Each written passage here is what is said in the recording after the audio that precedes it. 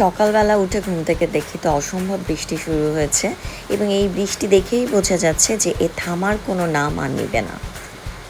এবং আজকে দুপুরে বা সকালে বলতে পারেন আমার ব্রাঞ্চের দাওয়াত আছে।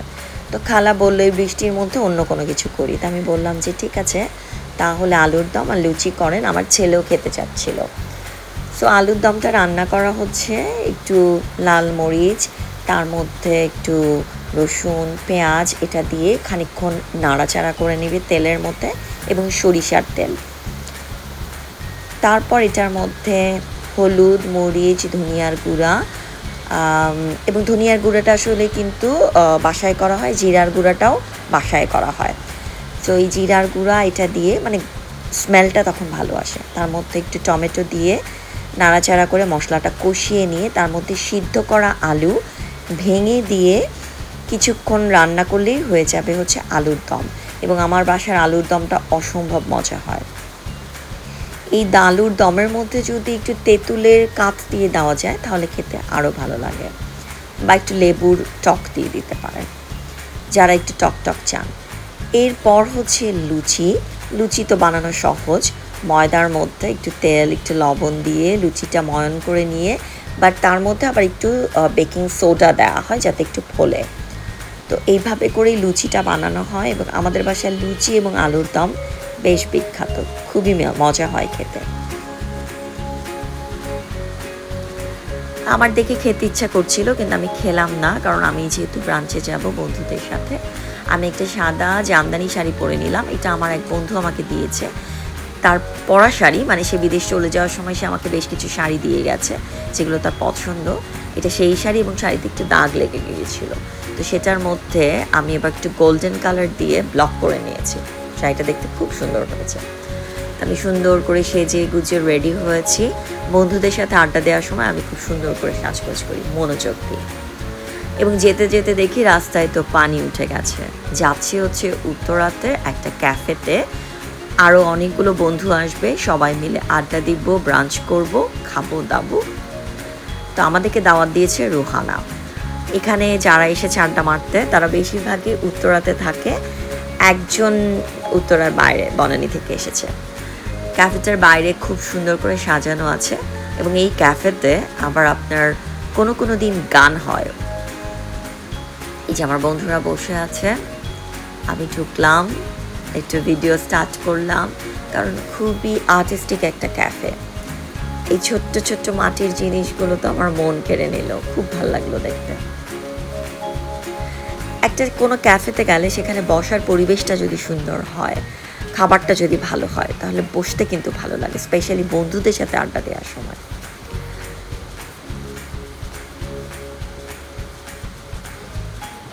আমি পুরো ক্যাফেটাই ঘুরে ঘুরে দেখে নিচ্ছিলাম। আর আমার একটু বহিমিয়ান স্টাইল পছন্দ, আমার বাসাটাও বহিমিয়ান স্টাইলে সাজানো, একেবারেই খুব ট্রেন্ড ফলো করে খুব ট্রেন্ডি স্টাইলে সাজানো না। তো এই রেস্টুরেন্টটাও যেহেতু বহিমিয়ান স্টাইল ফলো করে ইন্টেরিয়র করা হয়েছে, আমার এটা ভালো লাগছিল। রেস্টুরেন্টে আবার একটা কর্নারে নানা ধরনের জুয়েলারি বিক্রি করে, সো সেখান থেকে আমি আবার আমার আরেক বন্ধু জুয়েলারি কিনে নিলাম। এরকম ফ্লোরে বসার জায়গা আছে, জানলার কাছে বার টুল দিয়ে বসার জায়গা আছে, স্মোক করার জন্য বাইরে বারান্দাতে জায়গা রয়েছে।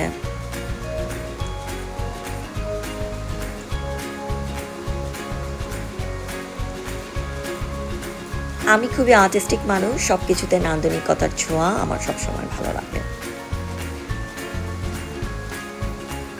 এবং ওদের ফুড ভালো। দেয়ালে নানা ধরনের পেইন্টিংও আছে।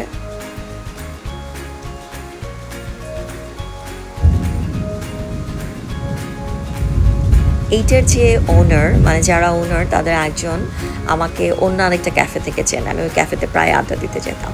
তো উনি আমাকে দেখেই বললো কেমন আছেন, মনে পড়ছিল না, তারপর হঠাৎ করে মনে হলো যে কে উনি।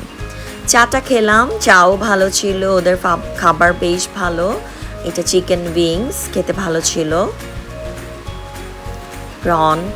তো খাওয়া দাওয়া তো মূল বিষয় না, মূল বিষয় হচ্ছে আড্ডা, বন্ধুদের সাথে আড্ডা, কথা বলা এবং আপনার সবসময় মেয়ে হলে পারে গার্লস গ্যাং বা গার্লস গ্রুপ খুব ইম্পর্ট্যান্ট নিজের মনের অনেক কথা শেয়ার করার জন্য। হতে পারে সেটা খুবই সিলি কথা, হতে পারে সেটা খুবই ফানি কথা, মজার কথা, কিন্তু এগুলো শেয়ার করার জন্য একটা গার্লস গ্রুপ লাগে। সো আমি এই গার্লস গ্যাংয়ের সাথে আসলাম এখানে ব্রাঞ্চ করতে। আমাদের বন্ধু শান্তা একটু দেরি করে এসেছিল, তো ওর জন্য আবার আমরা অপেক্ষা করছিলাম। নানা ধরনের কথা, কিন্তু এখন শরীরে নানা রকমের অস্বস্তি হয়, মনটা খারাপ হয়, অনেক কিছু শেয়ার করার জায়গা থাকে না। এবং এই গ্যাংটা যে অনেক দিন ধরে হয়েছে তা না, কিন্তু এখানে আসলে সেই বিষয়টা আর নেই। এটা আমাদের স্কুলের একেবারেই খুব ছোটোবেলার একটা বন্ধু গ্রুপ, যারা স্কুলে থাকতে কখনো বন্ধু ছিলাম না, এখান থেকে বন্ধুত্ব আমাদের তৈরি হয়েছে, বন্ধু হয়েছি। এবং নানা ধরনের ছোট ছোট বিষয় যেটা আসলে অনেককে আপনি শেয়ার করতে পারবেন না, অনেকে আসলে রিলেট করতে পারবেন না, সেটা খুব সহজে এই ধরনের বন্ধু গ্যাংয়ে শেয়ার করা যায়। এবং সেটা অবশ্যই আপনাকে একটা ভালো লাগা তৈরি করবে। সময় যে কখন এই আড্ডাতে বসলে কেটে যায় এটা নিজেরাও জানি না। নানা রকম ছবি তুললাম।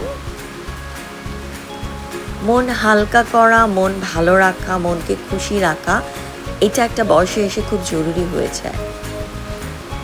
শো অফ করা বা দেখানো সেটা খুব ইম্পর্ট্যান্ট থাকে না।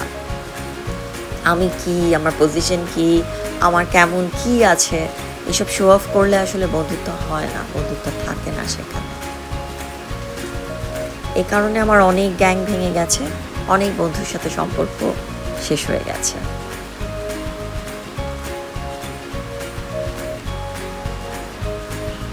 এবং যেই সম্পর্কে আপনি আটকে যাবেন এবং যেই সম্পর্কে আপনি ডিসরেসপেক্টফুল ফিল করবেন, সেই সম্পর্কে কখনোই জোর করে থাকা উচিত না, সেটা দীর্ঘদিনের বন্ধুত্ব হলেও। সেখান থেকে যেই মুহূর্তে আপনি মনে করবেন যে আমি সম্মানিত বোধ করছি না, আমার ভালো লাগছে না, সেই মুহূর্তেই বের হয়ে আসা উচিত। কে কী বলবে, কে কী ভাববে সেটা চিন্তা করা উচিত না। আমার ছেলেকে তার কোচিং থেকে তুলে নিয়ে বাসায় ফিরে এলাম।